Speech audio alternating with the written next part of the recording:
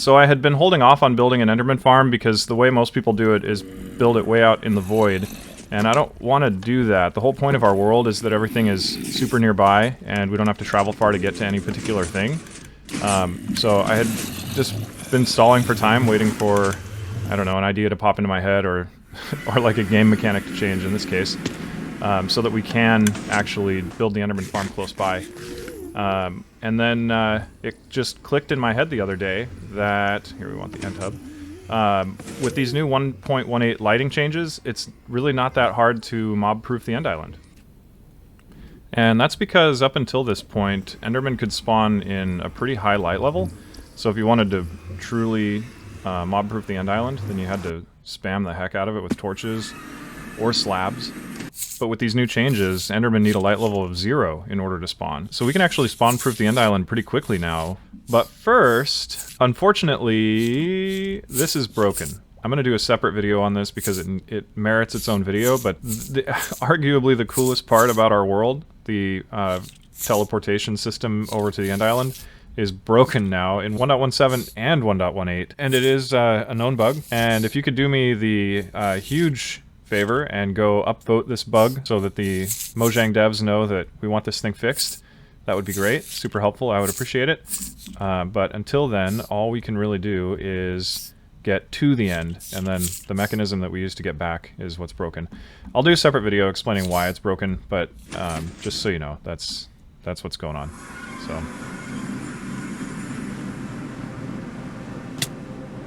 But yeah, I hate it. It sucks. Normally this would close automatically, and an ender pearl would be carried over there to the exit gateway, and then when we're ready to leave, we just push this button and we are magically teleported back to our main base. But please fix it, Mojang. Anyway, okay, so what are we going to do here? I've got a couple ideas.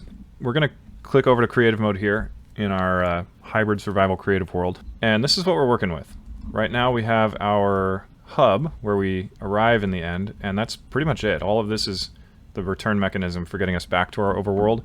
And what I want to do is put our Enderman farm out like right around here so that it's not very far from our main hub. So we would just arrive and then walk down a very short hallway and then start killing Enderman right here. And right here is far enough away from the end island that it will not be difficult to spawn-proof what is in range because of these new lighting mechanics, but also far enough away that the Endermen that fall down the chute can't teleport to the island, which is important because Enderman teleportation mechanics do not work the same way that their spawning mechanics work. Endermen can teleport to a half slab, they can teleport to any lighting condition, so the normal tricks that you would normally use to prevent them from spawning do not stop them from teleporting. So that brings us to challenge number 2 with this farm, and that is that the way that most people get around this fact is by one of 2 methods I've seen. One is double stacking carpets. So if we go like that and then create our floors like this, so the entire floor of our killing chamber is built somewhat like this, and then this becomes our floor. This defeats the teleportation algorithm. Option number 2 is we do a too high ceiling. So Endermen are too tall to fit in this room, but we can fit in it, so they can't teleport into the room with us. So those are our 2 main options. Every farm I've ever seen employs one of these 2 options, and I don't want either of them. When we walk into this Enderman farm, if we see carpets, we want there to be carpets because we wanted there to be carpets, not because there had to be carpets. And the aesthetic we're going with here is kind of a quartz purpur sort of thing, and carpet just doesn't really mesh with it. I'm not liking how it ties into everything. And again, if I use carpets, I'll know that we are only using carpets because we had to use carpets. I don't want to compromise like that. And same goes for low ceilings. This is about as low as I want the ceiling, and an Enderman fits in here just fine. So we want to find a way to create a killing chamber that prevents teleportation, but without carpets and without low ceilings. And after a lot of trial and error, this is what I came up with. So what we're going to do is, I'm going to drop a bunch of Endermen down this shaft to demonstrate normal teleportation behavior. The Endermen that hit that water are going to randomly select a bunch of viable teleportation locations, And a bunch of them are going to be these slabs and stairs down here. Upside down stairs and slabs is what you're looking at there. And this would be just normal spawning behavior if we left everything as is. So we'll just drop a whole bunch of them. And there you go. We already have 1, 2... Yeah, 2 out of that whole batch teleported over here. But we're using water because Endermen are hurt by water, afraid of water, whatever you want to call it. So I had the idea that waterlogging blocks might make them invalid as spawning locations for Endermen. So we're going to waterlog all the blocks on this side of the platform. Did I get them all? I did. And then we're going to leave this side of the platform clear and do our test again. And what we should find, and I'll actually double carpet the center here so that we don't get... so that the Endermen that teleport here can't cross over to here. And we'll run our experiment again, and we should see nothing on the right-hand side. So we'll just spam a whole bunch here. And so far, so good. Look at that. Do it one more time.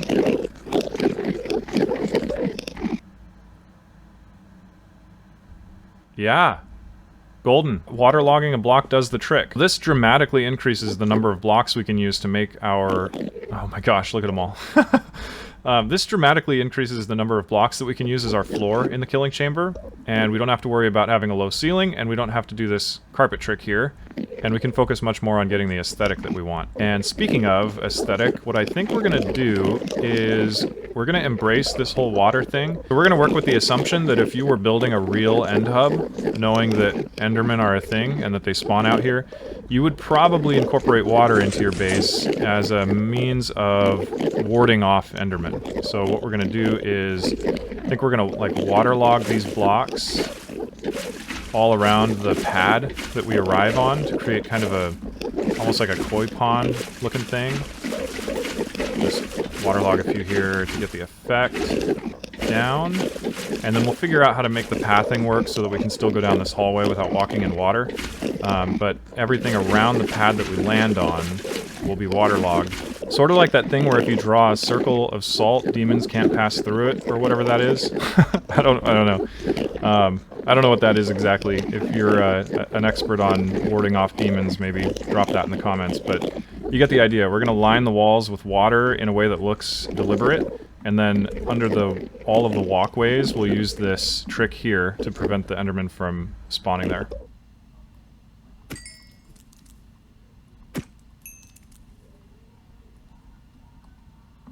Alright, so we've got our little koi pond here stocked, and I've knocked out the walls on either side here because while building this I came up with an awesome idea for our next video. This is kind of an experiment. We're going to see if they survive or if they just jump to their death. I selected for the tropical fish that are shorter, like not the tall ones. If we, like that guy there, it doesn't really look right.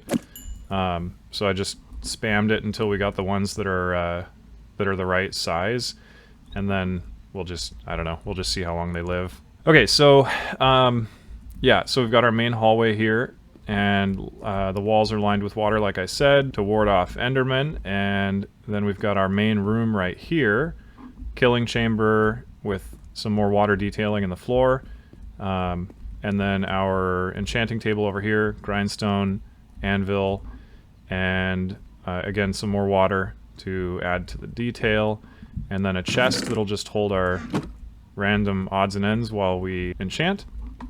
And then over here we have our storage, and this kind of spills the beans a little on the Enderman farm we're going to be going with, which is one that generates ender pearls, melons, and pumpkins. Those will be brought from the kill chamber here through a storage system that, if you watch my videos, you're already familiar with. It's going to be the storage system that I showed in my last video, which is actually has already been overhauled.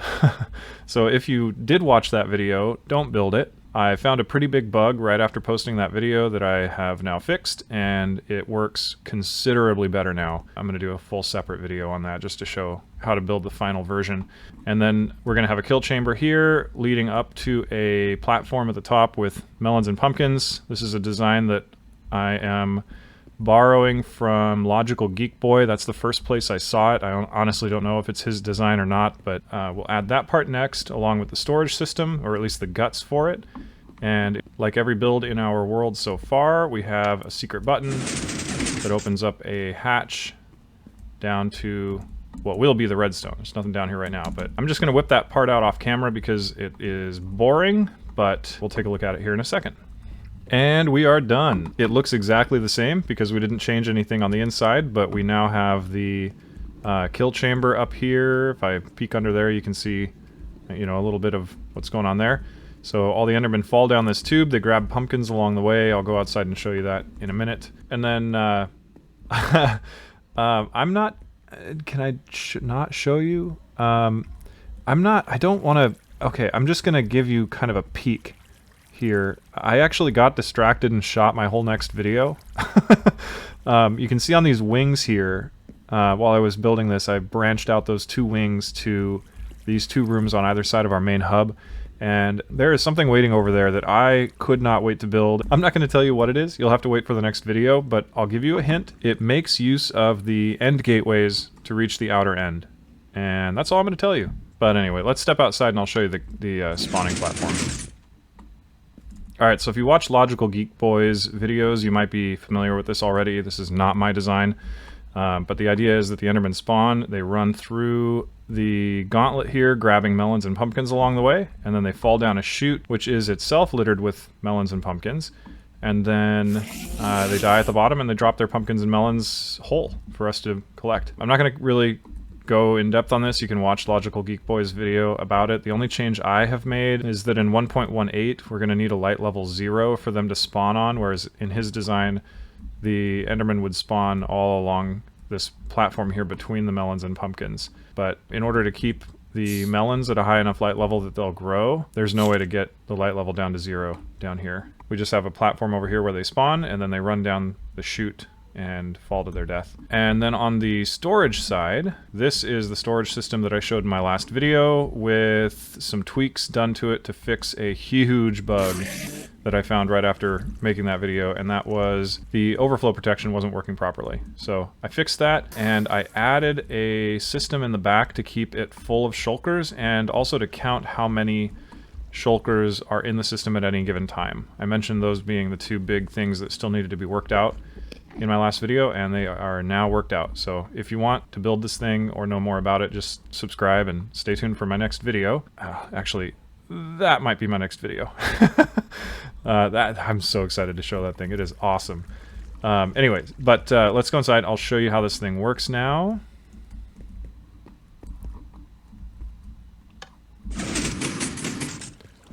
And if you're wondering why we aren't getting good rates, it's because we're still in 1.17. and I have not lit up the end island yet. So we're getting all of our spawns over there on the end island, and it'll just take a couple minutes of dropping some torches and moving over to 1.18 to get that fixed. Anyway, let's demonstrate this thing now. I think the easiest thing to do would just be to order a shulker. So I'm going to click Q, and right here we're going to get a full shulker of ender pearls, and then we will simulate going through all those ender pearls. And now we have an empty shulker on our inventory, and we need to get it back into the system so that it can be filled up with more ender pearls. And the way we do that is to put it back in the exact same chest that it came out of. And there's some magic being used here that you might remember from my last video, and it allows us to use the same chest that gives us our full shulkers to return the empty ones. So if we put this in here, it's gone. And what's really cool is if I request, let's say, 2 more shulkers, the system knows that I requested shulkers, so it's not going to gobble these up. It keeps them in here until I take them. But then if I grab an empty shulker and put it back in there, it takes it.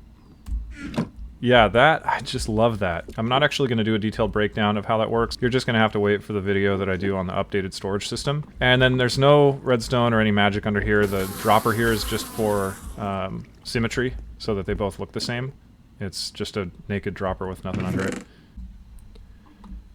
And if you want to see the final element of our end hub, you'll have to subscribe and wait for the next video. But I'll leave you with a taste. It involves a beacon and an end gateway up there. There's one on either side. I killed the dragon a bunch of times and opened up all our end beacons until we had one directly above us here and one directly above the room opposite this one. Kind of see it right there. And it's not a storage system, and that's all I'm going to give you. So if you've got any ideas for what you think this is, drop your best guess in the comments, and subscribe if you want to find out.